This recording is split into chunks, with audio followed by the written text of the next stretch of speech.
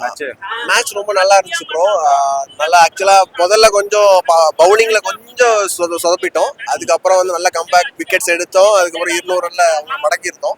அதுக்கப்புறம் உர்வில் பட்டேலோட இன்னிங்ஸ் ரொம்ப நல்லா இருந்தனால நம்மளால ஈஸியா சொல்ல முடியாது. ரொம்ப கடைசியில திணறினாங்க. தம்பி ஜெயிச்சிருவான்னு கன்ஃபார்ம் ஆச்சு. ஆனா இவ்வளவு தூரம் இழுத்துட்டு ஆமா கொஞ்சம் முன்னாடி அடிச்சிருந்தா நமக்கு பவர் பிளேல ஐ மீன் ரன் ரேட்ல ஏதாச்சும் ஒரு வாய்ப்பு இருந்திருக்கும் நமக்கு. ஏன்னா இப்ப நாமளும் ஆர்சிபி ஒரே பாயிண்ட்ல இருக்கும். அவங்களும் ஆடிட்டு இருக்காங்க இந்த டைம்ல. சோ பார்க்கலாம்.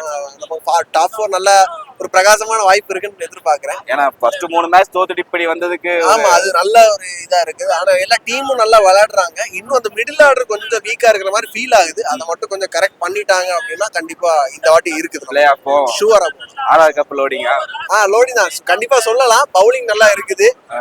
பிளேயர்ஸ் அந்த கேட்சிங் கொஞ்சம் கூட இம்ப்ரூவ் பண்ணா நல்லா இருக்கும். இன்னைக்கு பார்ட்னர்ஷிப் கொஞ்சம் நல்லா இருந்துச்சு.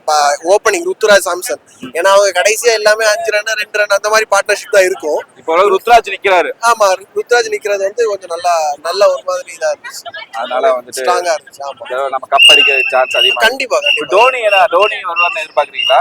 டோனி வந்தா நல்லா இருக்கும். ஏன்னா இப்ப நமக்கு லாஸ்ட் பினிஷிங் ரோல் கொஞ்சம் இதா இருக்கு. ஓவர்டன் அகில் ஹோசன் மாதிரி பிளேயர்ஸ் இருந்தாலும் டோனி இருக்குன்ற போது அந்த ஆப்போனன்ட் பவுலர்ஸே கொஞ்சம் பயப்படுவாங்க. ஐ மீன் அவங்க தப்பான லென்த் போடும்போது நமக்கு அடிக்க முடியும்.